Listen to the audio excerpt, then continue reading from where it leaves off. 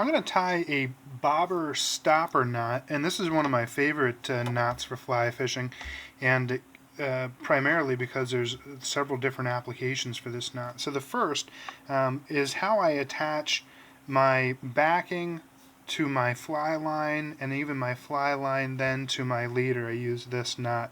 It's an alternative to a nail knot. So I'm going to take my tippet material and or leader rather, and I'll make a loop. So just a simple loop. Then I'll hold my fly line against the loop. So I've got my tag end of my leader here, and the tag end of my fly line there, and the rest of the leader that is paid out. Then I'll take that tag of leader and simply pass it through.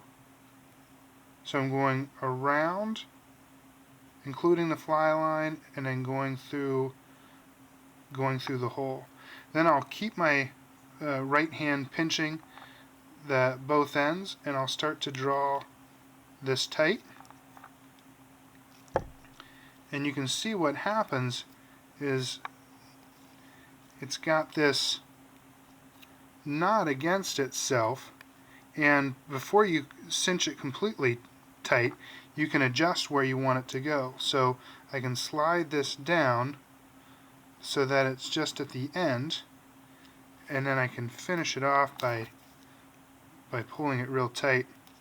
And so what that does is that leader bites into the fly line, and again, I use this for all my trout and even my bass applications. And what I like about it is that it's a really straight line, and it's quicker for me to tie than a nail knot.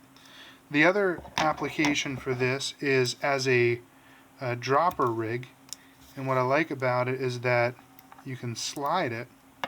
So if I take, let's say this is my leader, and I want to run a piece of tippet off of it for a dropper rig, I can do the same knot. So make a loop, put it on my leader, wrap this around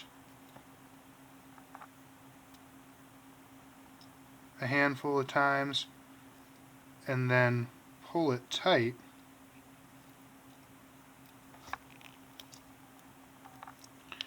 And now I've got this tag end, and if I trim this,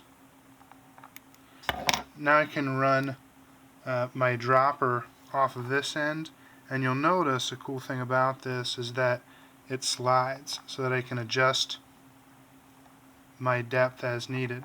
The other application for this, if you use a thicker piece of tippet or straight mono, you can use it as what it's designed for, so a bobber stopper. So you can take your thingamabobber, make sure that the knot's going to be big enough that it doesn't pass through, and you can adjust the depth of that using that knot. Of course, you'll trim off this tag end so it's just a knot that's on there, and again, you can adjust the depth really quickly by just sliding that knot up or down. So again, one of my favorites, that's the bobber stopper knot.